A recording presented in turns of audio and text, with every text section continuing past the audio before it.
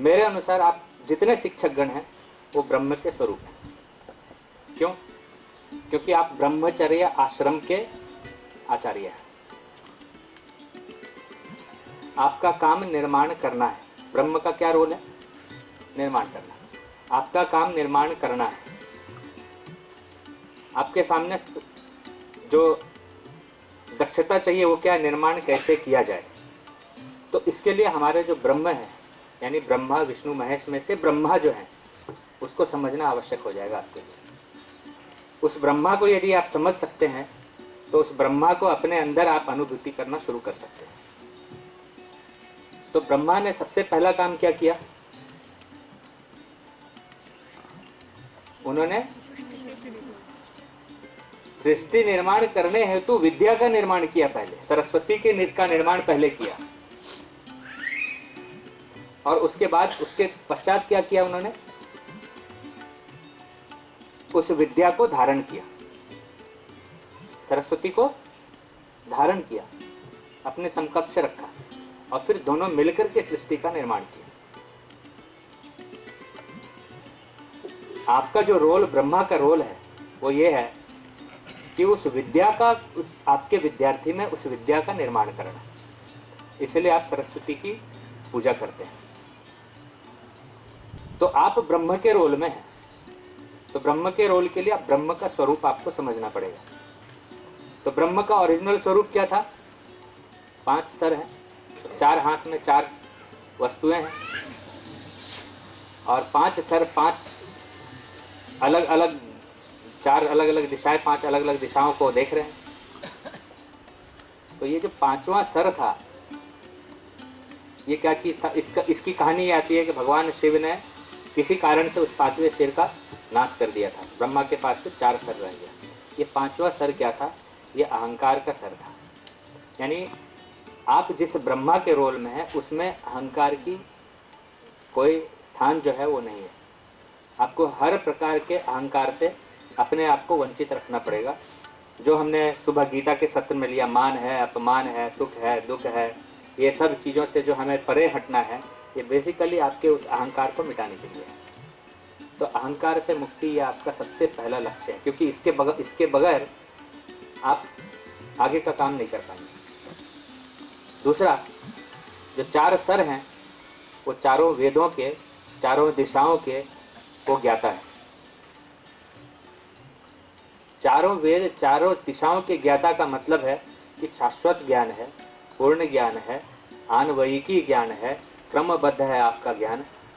ज्ञान के जो अलग अलग स्वरूप हैं उसको आप भली भांति जो है समझते हैं। यानी शिक्षा आप क्यों दे रहे हैं, किसको दे रहे हैं, कैसे दे रहे हैं, इन सब क्या दे रहे हैं, इन सब का ज्ञान जो है ये आपके पास में सामूहिक तरीके से है। ये चार जो सर है इसको आप एक सिंबॉलिक तरीके से क्यों, क्या, कैसे, कब दे रहे हैं, यानी किसको दे रहे हैं और कब दे रहे हैं, इसका जो एक समूह है 4 कौ का, इसको आप ब्रह्मा के 4 सर से रिलेट कर सकते हैं। यानी एक एक शब्द, एक एक शिक्षा, एक एक लेसन जो आप बच्चों को दे रहे हैं उसके पहले आप वो प्रश्न उठे कि ये क्या है, ये जो हमने बच्चों को सिखाया वो क्यों सिखाया, उसको सिखाने की आपकी पद्धति क्या रही, और उस शिक्षा को उस समय बच्चे को देना चाहिए या बाद में देना चाहिए, देने का जो समय है वो कब देना है, ये 4 प्रश्न हर शिक्षा के चारों तरफ आप लगा दो। ये 4 ब्रह्मा के सर जो हैं आपके अंदर निर्मित हो जाएगी। बाकी फिर आगे 4 हाथ, माला है, कमंडल है, वेद है, और चौथा टूल्स, इंस्ट्रूमेंट जिसको बोलते हैं ना, अस्त्र है। अस्त्र मतलब वो शस्त्र वाला अस्त्र नहीं, टूल्स एंड इंस्ट्रूमेंट्स निर्माण करने के लिए जो जरूरत होता है वो है ब्रह्मा के 4 हाथ में। ये 4 चीजें हैं। तो वेद का अर्थ तो आप समझ गए हैं, ज्ञान। दूसरा, ये चारों, ये आपको पॉइंट टू पॉइंट डिटेल मिल जा रहा है कि आपके अंदर क्या चाहिए। एक शिक्षक होने के, एक ब्रह्मा होने के लिए क्या चाहिए? ज्ञान चाहिए। ज्ञान यानी क्लैरिटी चाहिए। आप जिस चीज को जानते हैं पूरा जानते हैं, अधूरा नहीं जानते। सब कुछ जानते हैं ये जरूरी नहीं है, लेकिन जितना जानते हैं वो पूरा जानते हैं। इसको, ये आपका वेद का सिंबोलिज्म हो गया, क्लैरिटी।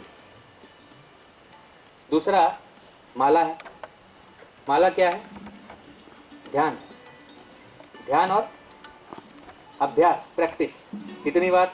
हम एक बार में नहीं कर सकते, तो 108 बार ध्यान लगाकर 108 बार हम जप करते हैं, प्रयास करते हैं एक ही चीज को सिखाने का। तो आप जिस ज्ञान को आपने धारण किया है धीरज से, ध्यान से, तब तक सिखाते रहें जब तक बच्चा उतना ना जान जाए जितना आप जानते हैं, एकाकाई ना हो जाए आप और आपके शिष्य। माला। तीसरा कमंडल। कमंडल का क्या है? जल है उसमें। जल के गुण क्या है? हाँ? गुरुत्व की तरह उसका आकर्षण, उसका गुण है, यानी वो नीचे की तरफ बहता है, अग्नि ऊपर की तरफ बहता है। अग्नि, आप देखो, आकाश, वायु, अग्नि, जल और पृथ्वी, ये क्रम है। आकाश से वायु की उत्पत्ति, आकाश के गुण वायु में। वायु से अग्नि की उत्पत्ति, आकाश और वायु के गुण अग्नि में। अग्नि से जल की उत्पत्ति, आकाश, वायु और अग्नि के गुण जल में। और जल से पृथ्वी की उत्पत्ति, उन चारों के गुण पृथ्वी में। यानी यदि चांद पे जल मिला है तो चांद पे वायु भी है, भले ही उसमें ऑक्सीजन की मात्रा और इसकी मात्रा बिगड़ी हुई हो, लेकिन वो भी है, तभी वहां पर जल है ना। ये क्रम से आपको समझ में आ जाएगा ये। तो अग्नि जो है इन दोनों के बीच में है, दो उसके ऊपर है, दो उसके नीचे है, और अग्नि ऊपर की ओर उठता है और उठाता है। आपको बैलून ऊपर उठाना है तो क्या करते हैं आप? अग्नि उसमें देते हैं, डेंसिटी कम होती है तो लोअर हैवी डेंसिटी नीचे आता है, वो ऊपर उठता है। सिंपल फिजिक्स है ये चीज़ है। और इसीलिए हमारा ये जो भगवा रंग है ये उस अग्नि का द्योतक है, हमें ऊपर उठाने के लिए ये भगवा रंग है। लेकिन जल जो है वो गुरुत्वाकर्षण की तरफ नीचे की ओर जाता है, वहां से पृथ्वी की तरफ जाएगा फिर, है ना।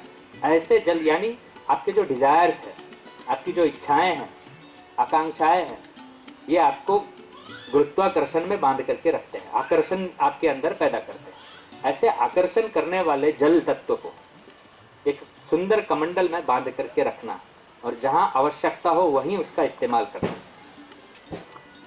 उसके ऊपर कंप्लीट कंट्रोल, उसे क्लियर, ये आपका तीसरा गुण है। और चौथा बस, यानी हाथों में कौशलता हो।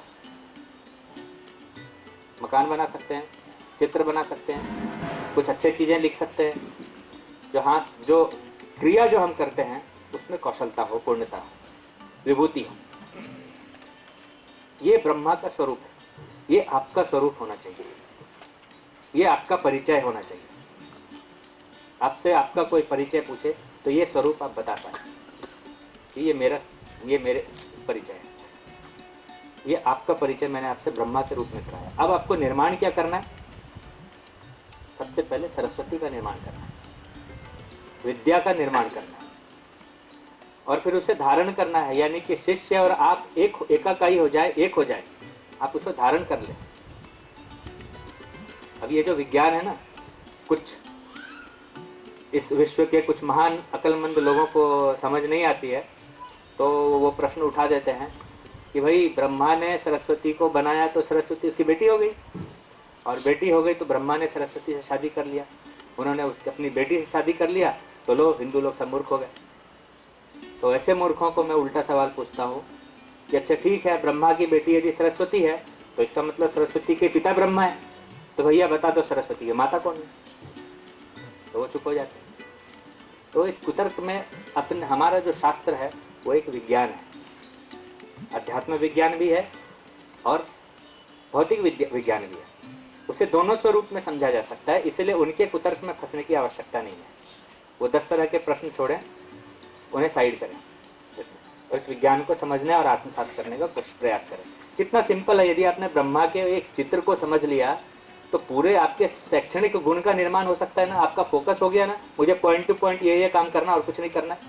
अब इन चीज़ों को बताने के लिए न जाने कितना किताब लिखना पड़ जाएगा, न जाने कितने लेक्चर्स लेने पड़ जाएंगे, लेकिन फिर भी आपके अंदर जाएगा नहीं कि मैं करूं क्या।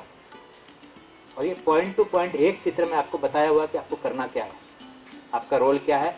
ब्रह्मा ब्रह्मचर्य आपका रोल है, ब्रह्म आचार्य है आप, ये आपका रोल है, ये आपकी परिचय है, ये आपका गुण है।